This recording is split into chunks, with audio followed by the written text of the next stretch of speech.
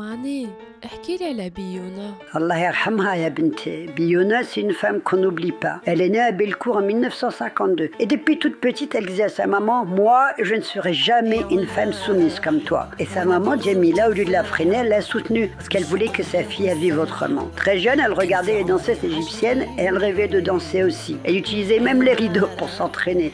Sa famille disait qu'il aimait beau là, mais elle suivait son chemin. À 14 ans, elle dansait dans l'orchestre féminin de Fadela Zelia, qui était sa sœur. Et à 16 ans, elle est partie juste visiter les studios de Das Betar. Et tellement elle parlait, le réalisateur il s'est énervé et lui a dit: Et toi la grande gueule, alors montre-nous ce que tu sais faire.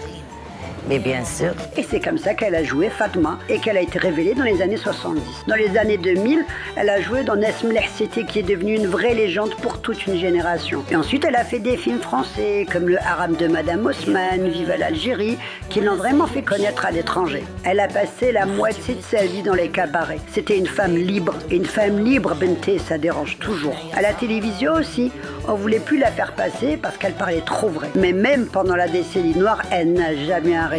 Ils ont voulu tuer la couture et c'est la culture qui les a tués. Son mari, il avait peur pour elle, alors il lui a demandé d'arrêter. Elle a essayé pendant un an, mais elle pouvait pas, c'était sa nature. Je suis née libre et je finirai libre. Alors par amour, il a accepté de la laisser continuer. Plus tard, elle a vécu entre Alger et Toulouse, mais son cœur a toujours été partagé entre les deux pays. L'Algérie, ça restera toujours sa base, sa vérité. Elle aimait son pays plus que tout.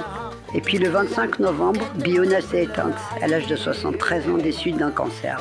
Une grande perte pour l'Algérie. Biona, c'était une femme libre, une femme qui ne pliait pas. Elle a dérangé, elle a brillé, elle a résisté. On l'aimait ou on l'a détesté, mais on l'a respectée, on la respectera toujours.